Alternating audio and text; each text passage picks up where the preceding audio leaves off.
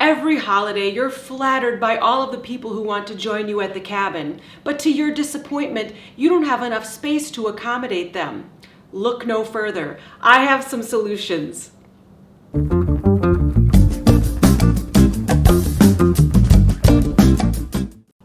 Welcome to Cabin Connections in northwestern Wisconsin, where we have hundreds of lakes and rivers and thousands of acres of wooded land and are just a couple of hours from the Twin Cities. This is Cabin Land. I'm Wanda Boldon, and I've been helping people buy and sell real estate in northwestern Wisconsin for over 25 years. This channel is all about helping people get connected and stay connected to our beautiful lakes and recreation area. If you're new to the channel, welcome, and if you're a returning subscriber, thank you so much for coming back. At last, people are once again comfortable gathering with family and friends. I think the pent-up demand has placed even more importance on spending time together, and big holiday weekends are a natural for the more the merrier mentality. And it's only natural to want to gather and celebrate up north, and it's only natural to want to do it at your cabin.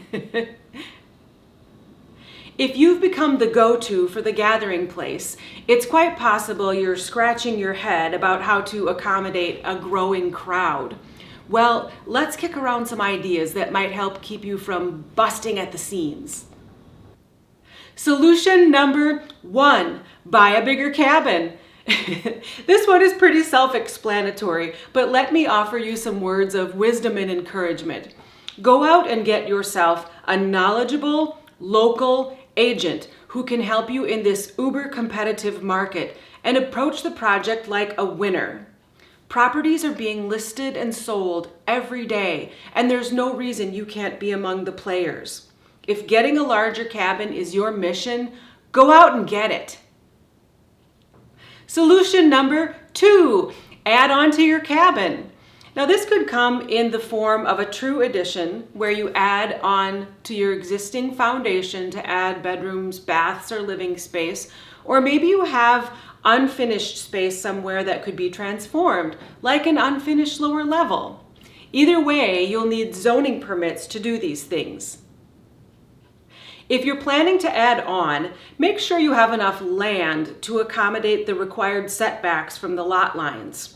Also, keep in mind where your well and septic lie in relation to this new addition.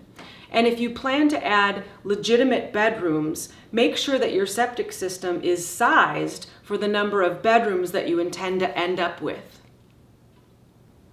At some point, after this becomes just a spark in your eye, you'll want to enlist the help of a good contractor who can guide you competently and legally through the process.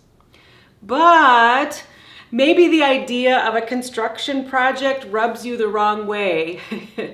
Do you subscribe to the concept of don't build the church for Easter Sunday, and you feel that way about your cabin too? If that's the case, then maybe the next solution is a great one for you. Solution number 3, rent more space. You can find a lot of great rental opportunities online through places like VRBO or Airbnb, which seem to be a growing possibility in our area. I find that most buyers bring this up when we're shopping together for cabins. They'd like to have a place for their own needs, but they'd also like to be able to rent it out when it's not being used. Because it would be a shame for a cabin to sit empty when there's someone out there who could fill it with laughter and joy. Along those same lines, you could rent from one of your neighbors. Maybe they don't want to commit to the whole process of renting through an online service, but are perfectly willing to rent to someone they know. Well, that's a win-win for everyone involved. Their cabin gets to be filled with laughter and joy, and your guests get to be nearby so they don't miss any special moments that could become the future fodder for inside jokes. If all else fails, there are local hotels and motels who would love to be host to your guests. Solution number 4, let them camp. I know a lot of people whose guests show up with an RV, a camper, or a tent for the weekend. Bless their hearts. This allows them to be independent and not take up all of your bandwidth. If your property has enough space for this, this could be a great way to go. It's also a great opportunity to tune up that old outhouse that no one wants to use. The proper term for these gems is privy, but let's not get too fancy. Most people want to know whether they're a 1 or a 2-holer. But seriously, with the right approach, you could get some renewed use out of your outhouse. We've taken some photos of some of the more special ones that we've seen over the years. I'll share a few photos of those with you here. They tend to either be cute and welcoming or just downright humorous. I digress. Back to the camping. You don't need any special permits for on and off camping like this, but as a measure of good etiquette, it might be a good idea to let your neighbors know that you'll be having campers. Solution number 5, add a bunkhouse. A bunkhouse is a great way to add extra sleeping and even an extra bath for temporary guest housing. A bunkhouse is a great way to give your guests some extra privacy, but it's also a space that you don't have to heat, clean, or be concerned about unless you have an overflow of guests coming. If you decide to go this route, let's say it together. There are zoning rules that apply, but they're not too difficult to get your arms around. I'll put a link to more details below, but first of all, as a broad brushstroke, your bunkhouse needs to comply with the UDC building code. And secondly, you only get to have one. So put aside all of those ideas swirling around in your head about building a bunkhouse for each of your kids and their families. Not on this ranch, cowboy. If your bunkhouse is part of an accessory building, like a garage, it can't take up more than 50% of the floor space, and it can't be larger than 499 square feet.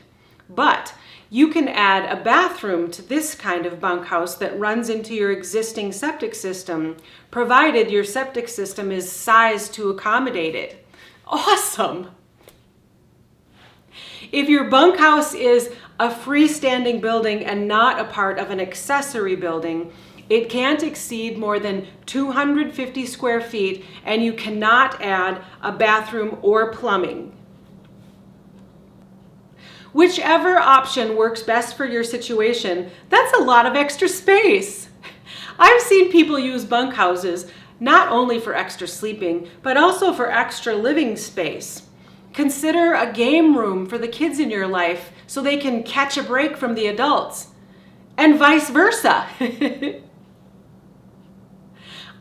Family and friends. Can't live with them, can't live without them. And if they all want to come to the cabin, consider all the ways available to help everyone feel as welcome and comfortable as possible. Thanks for watching. I hope this was helpful. And be sure to hit the subscribe button so you don't miss my next video. And if you'd like to find me on Facebook, Instagram, or learn more on my blog, I put links below for those. Let's stay connected. I'll see you next time.